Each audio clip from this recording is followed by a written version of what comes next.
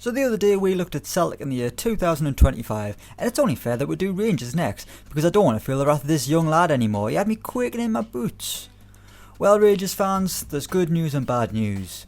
The good news is you won the Scottish Cup in the year 2021. That's the end of the good news. There's been something of a managerial merry-go-round at Ibrox.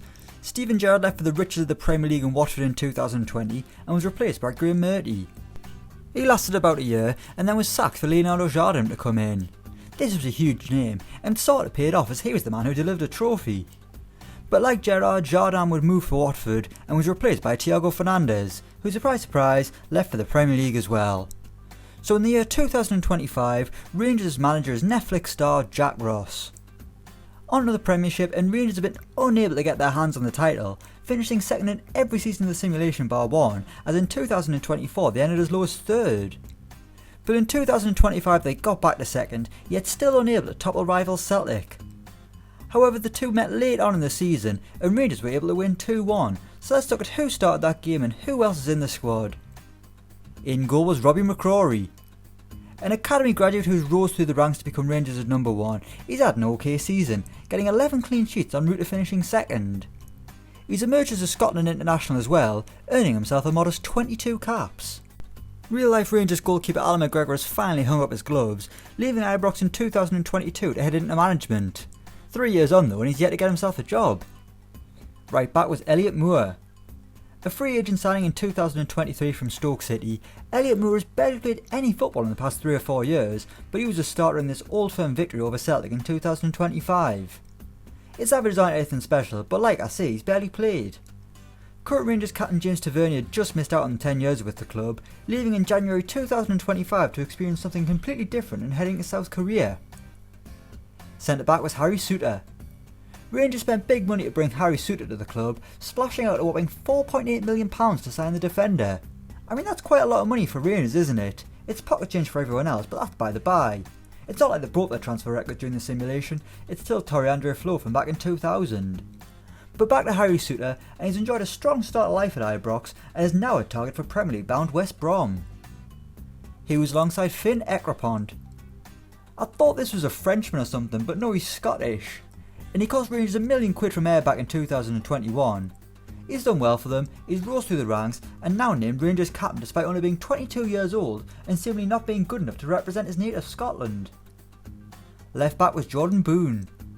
This lad's another new signing at Rangers, moving north of the border in January 2025 from Brighton. He cost £2.9 million and has done alright, but this isn't actually his first Scottish adventure. He was previously at Dundee, who nabbed the young defender from Bolton early on in the simulation. It looks like a sound investment from Rangers though, which is essential at a club where every penny counts. Centre midfielder was MATTIA Viviani. Considering Rangers are a club who once called Gennaro Gattuso their own, they have welcomed MATTIA Viviani with open arms. The Italian midfielder arrived in January 2024, a relatively cheap signing from Aston Villa. The former Brescia man cost £1.5 million and he's proven to be an absolute bargain.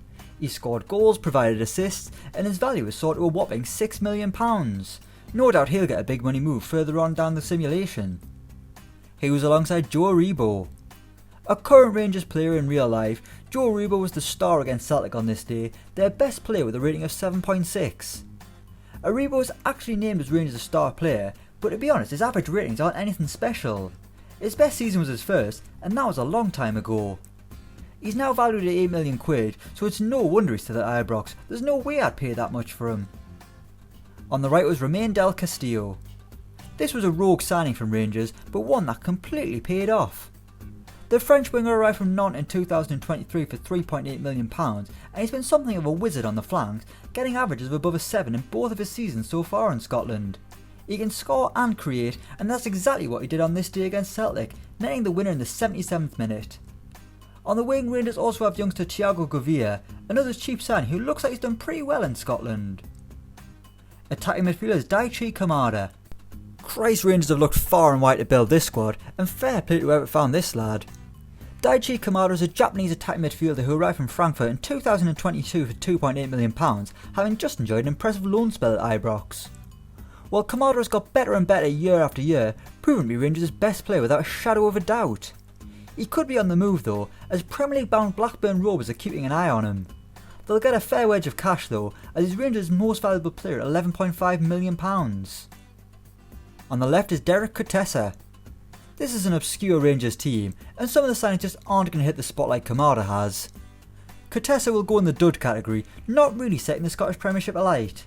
That's why Rangers are now looking to sell the Swiss winger, aiming to get 400 grand more than the 3 million they'd initially paid. One left winger who has left the club is Ryan Kent, who's weirdly playing his football in Saudi Arabia for Al Hilal, where one of his teammates is former Aston Villa midfielder Jordan Veretout. And up front was Serhou Guirassy. He's just completed his first season in Scotland, and Guirassy enjoyed a decent first campaign since arriving from Leeds, netting 7 goals in 21 games. It's not a bad tally, but the most important goal came in this win over Celtic. For 275 grand, Rangers fans can't ask for much more, can they? However, the big question remains, what happened to Alfredo Morelos? Well, in the summer of 2020 he was on the move, joining AC Milan for £22 million. But to my surprise, he's actually struggled to conquer Italy like he did Scotland, and is now playing for Atalanta. He's also only had 5 red cards in the entire simulation, so that's something to celebrate, I guess. So that's Rangers in 2025 according to our Football Manager 2020 simulation. Let us know what you think in the comments below, let us know who you want to look at next, any other video ideas. As always, don't forget to like, share and subscribe, and until next time, we'll see you around.